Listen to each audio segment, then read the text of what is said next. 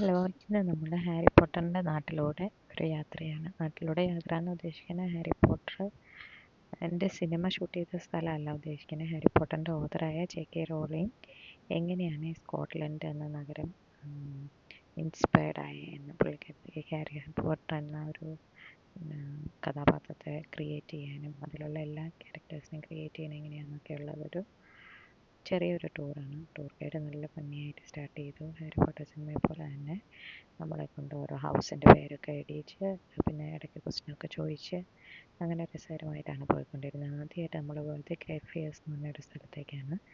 ഇത് ബേസിക്കലി ഒരു grave yard തന്നെയാണ്. അതായത് നമ്മൾ പറഞ്ഞാണെങ്കിൽ ശവപ്പറമ്പ് തന്നെയാണ്. പക്ഷേ അവിടെ കുറേ ടോംസ് ഉണ്ട്. ജെ.കെ. ഇൻസ്പയർഡ് ആയ കുറേ ക്യാരക്ടേഴ്സ് ഈ ഒരു പ്രദേശത്തു നിന്നാണ്. അതായത് ഈ ടോംബിൽ എഴുതിയേക്കുന്ന സ്റ്റോറീസും അവരുടെ പേരുകളും ഒക്കെ കുറേ അധികം ഇൻസ്പിറേഷൻ ആയിട്ടുണ്ട്. നമുക്ക് ഓരോ പേരുകളും നമ്മുടെ ടൂർ ഗൈഡ് നമുക്കിങ്ങനെ കാണിച്ച് പറഞ്ഞു തരുമ്പോൾ നമുക്ക് മനസ്സിലാവും എത്രമാത്രം ഈ ഒരു ക്യാരക്ടേഴ്സിനെയൊക്കെ, അല്ലെങ്കിൽ ക്യാരക്ടർ എന്ന് പറയാൻ പറ്റില്ല, ഇതൊക്കെ റിയൽ ആൾക്കാരുടെ ടോംസാണ്.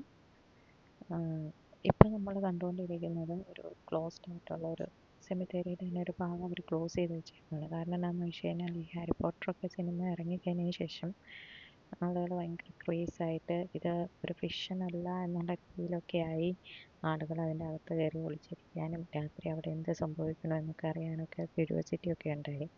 അപ്പോൾ അങ്ങനെ കുറേ സംഭവങ്ങളൊക്കെ ഉണ്ടായി കഴിഞ്ഞപ്പോൾ ഇവിടുത്തെ ഗവൺമെൻറ് അത് ക്ലോസ് ചെയ്തു. അപ്പോൾ നമുക്ക് അങ്ങോട്ടൊന്നും കയറാൻ പറ്റില്ല. എന്നാലും നമുക്ക് അതിൻ്റെ ചുറ്റുമുള്ള ബാക്കി കുറേ സ്ഥലങ്ങളുണ്ട്, കുറേ ടൂംസും ഉണ്ട്, കുറേ കാര്യങ്ങളും ഉണ്ട്. അതെല്ലാം എക്സ്പ്ലെയിൻ ചെയ്ത് തന്നു നമ്മുടെ ടൂർ ഗൈഡ്. അതുപോലെ തന്നെ ടോം റിഡിലിൻ്റെ പേരെങ്ങനെയാണ് ആ ഒരു സിനിമ കണ്ടവർക്കറിയാം. അപ്പം ടോം റിഡിൽ ആരാണെന്നും ആ പേരെങ്ങനെ ഇൻസ്പയർ ആയെന്നും ആ കഥയൊക്കെ പറഞ്ഞു തന്നു. പിന്നെ ഇതൊക്കെ എന്നെ സംബന്ധിച്ച് പുതിയൊരു അറിവായിരുന്നു. ഇപ്പം നമ്മൾ ബാക്കി കാണുന്നത് ഒരു പ്രൈവറ്റ് സ്കൂളാണ്. അവിടുത്തെ സ്കൂള് വളരെയേറെ ഇൻസ്പിറേഷൻ ആയിട്ടുണ്ടെന്നാണ് പറയുന്നത്. കാരണം ആ സ്കൂളിൻ്റെ ഒരു സ്ട്രക്ചർ കാണുമ്പോൾ തന്നെ നമുക്കറിയാം ഒരു ഹോവാർഡ് സ്കൂളിൻ്റെയൊക്കെ ഒരു ചെറിയൊരു കട്ടും എവിടെയൊക്കെയോ ഒരു കഥയൊക്കെ കട്ടുമൊക്കെ ഉണ്ട് എന്താണെങ്കിലും. പിന്നെ ഫ്യൂച്ചറിൽ ജെ.കെ. റൗളിങ്ങിൻ്റെ മക്കൾ പഠിച്ച സ്കൂളാണിത്. നിലവിൽ ഈ സ്കൂൾ ഒരു പ്രൈവറ്റ് സ്കൂളാണ്. ഭയങ്കര പൈസ കൊടുത്ത് പഠിക്കുന്ന ഒരു വലിയ പ്രൈവറ്റ് സ്കൂളായിട്ട് മാറി. അതുപോലെ തന്നെ നമ്മൾ കാണുന്ന എഡിൻബറ യൂണിവേഴ്സിറ്റിയുടെ കുറേ കാര്യങ്ങൾ എന്താ പറയുക കുറേ ഭാഗങ്ങളാണ്. ഇതിനകത്തുള്ള കാര്യങ്ങളും ഇൻസ്പിറേഷൻ ആയിട്ടുണ്ടെന്നാണ് നമ്മുടെ ടൂർ ഗൈഡ് പറഞ്ഞത്. ഇപ്പോൾ കാണുന്നത് ആ പച്ച നിറത്തിൽ കാണുന്നതാണ് എലിഫൻറ്റ് ഹൗസ്. ഇതെന്ന് പറഞ്ഞാൽ ജെ.കെ. റൗളിങ് ഒരു സിംഗിൾ മദറായിരുന്നു യു.കെയിലേക്ക് വന്നപ്പോൾ.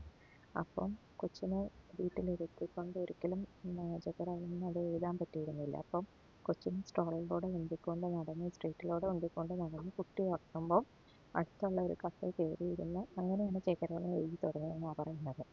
അപ്പോൾ അങ്ങനെ കയറിയിരുന്ന ഒരു കഫേ ആയിരുന്നു അത്. പിന്നെ അതങ്ങനെ കയറി കഫേ ആയിട്ട് പുള്ളിക്കാരത്തി ആത്മബന്ധമായി. പിന്നെ സ്ഥിരം അവിടെ ഇരുന്ന് എഴുതാൻ തുടങ്ങി. അങ്ങനെ അവിടെ ഇരുന്ന് കുറേ ഹാരി പോട്ടറിൻ്റെ കുറേ സീരീസുകൾ അവിടെ ഇരുന്ന് പൂർത്തിയാക്കിയിട്ടുണ്ട് എന്നാണ് പറയുന്നത്. പിന്നീട് ഇവിടെ ഒരു തീപിടുത്തം ഉണ്ടായി, കുറേ സാധനങ്ങൾ നശിക്കുകയൊക്കെ ചെയ്തെങ്കിലും അവരതൊക്കെ ഒരു പുതിയൊരു എലിഫൻറ്റ് ഹൗസ് ഉണ്ടാക്കി അതിനകത്തോട്ട് ഈ വിക്ടോറിയ സ്ട്രീറ്റാണ് ഇപ്പോൾ കാണുന്നത്. അവിടെ ഒരു എലിഫൻറ്റ് ഹൗസ് ഉണ്ടാക്കി അതിനകത്തോട്ട് മാറ്റി വിസിറ്റേഴ്സിന് കാണാൻ പാകത്തിനെല്ലാം ആക്കി വെച്ചിട്ടുണ്ടെന്നാണ്. ഇപ്പോൾ കണ്ട ഒരു വലിയ ബിൽഡിംഗ് അല്ലെങ്കിൽ വലിയൊരു ഹോട്ടൽ ശൃംഖലയാണ്.